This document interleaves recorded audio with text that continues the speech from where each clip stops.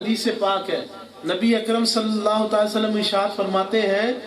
کہ جب بندہ مومن اللہ کے خوف میں روتا ہے اور اس کا آنسو ٹپکتا ہے اور اس کی حرارت اس کے چہرے پر اس کو محسوس ہوتی ہے، یہ ہو ہی نہیں سکتا کہ دوزخ کی آگ اس کو چھو جائے۔ یہ اللہ کے خوف میں رونا، اور جب یہ آپ روتے ہیں نا، ان کا بھی بڑا مقام ہے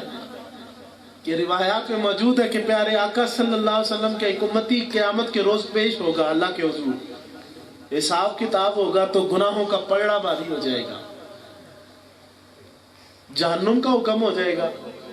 اتنی دیر میں ایک پلک کا بال بولے گا، الہی اے مالک یوم الدین، تیرے پاک محبوب نے فرمایا تھا کہ جو تیرے خوف میں روئے گا وہ جہنم میں داخل نہیں ہو سکتا۔ میں گواہی دیتا ہوں، یہ پل کا بال گواہی دے رہا ہے کہ میں گواہی دیتا ہوں یہ تیرے خوف میں رویا تھا۔ اللہ کی رحمت جوش میں آئے گی، لکھا ہے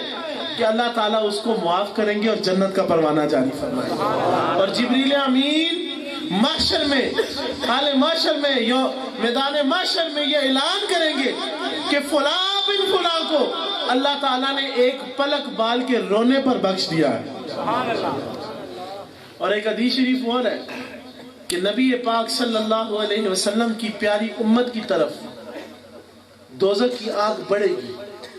امت مصطفیٰ کریم صلی اللہ تعالی علیہ وسلم اس کو واسطے وسیلے پیش کرے گی، تجھے روزے داروں کا واسطہ، تجھے نمازیوں کا واسطہ، تجھے تقوی پرہیزگاری کرنے والوں کا واسطہ، ٹھنڈی ہو جا، رک جا، لیکن وہ بڑھتی چلی جائے گی۔ جب رسول اللہ صلی اللہ علیہ وسلم اس کا مشاہدہ فرمائیں گے تو ایک پیالہ حضرت جبریل پانی کا لے کے آپ کی خدمت میں آئیں گے اور حضور کو پیش کریں گے۔ پاک نبی صلی اللہ تعالی وسلم اس میں ہاتھ مبارک ڈال کر چند چھینٹے اس آگ پر ماریں گے، آگ بجھ جائے گی، سرد ہو جائے گی۔ حضرت پاک نبی صلی اللہ علیہ وسلم ارشاد فرمائیں گے، جبریل یہ کیسا پانی ہے، یہ کیا ہے؟ آپ عرض کریں گے یا رسول اللہ یہ آپ کے امتیوں کے وہ آنسو ہیں جو اللہ کے خوف میں گرتے تھے، مجھے ان کو جمع کرنے کا حکم تھا اور قیامت کے روز اس دن آپ کے حضور پیش کرنے کا حکم تھا۔ یہ تیرے میرے آنسو جو گریں گے کل میری اور آپ کی نجات کا ذریعہ بنیں گے، میرے اور آپ کی نجات کا ذریعہ بنیں گے۔ احباب، آپ بے خوف نہ رہیں، بے خوف رہیں گے تو اللہ تعالیٰ سے خیر کی امید نہ رکھیں، نماز کو ترک نہ کریں، کیونکہ حضور نے ارشاد فرمایا ہے کہ کفر اور ایمان کے درمیان فرق صرف نماز ہے، اور جو نماز نہیں پڑھتا، جناب عمر راوی ہیں فرماتے ہیں کہ جو نماز چھوڑنے والا ہے، جو نماز کو ترک کرنے والا، اس کا کوئی دین نہیں ہے۔ اب آپ شراب بہت لوگ پیتے ہیں، نشہ کرتے ہیں، جو شرابی ہے نا وہ ایک قطرہ منہ میں ڈال لے 40 دن تک اس کی نہ کوئی عبادت قبول ہے نہ اس کا کوئی ذکر، اور اگر مر جائے اس حالت میں تو سیدھا جہنم میں بھیجا جائے گا۔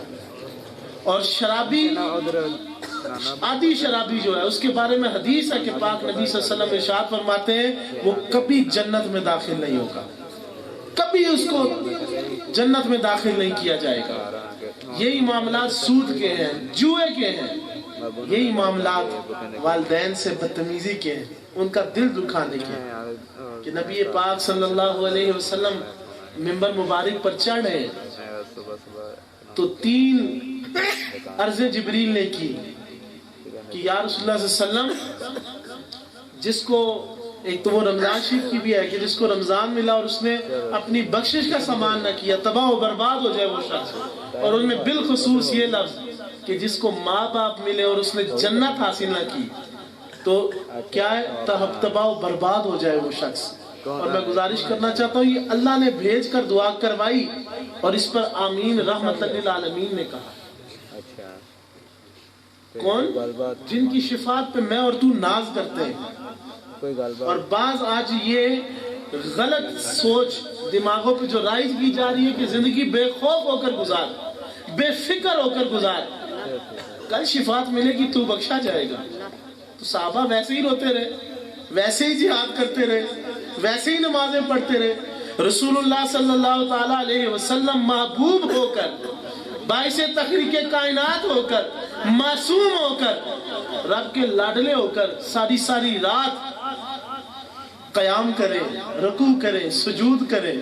پیر پھٹ جائیں، خون جاری ہو جائے، کیا ان کو یہ نہیں پتا تھا؟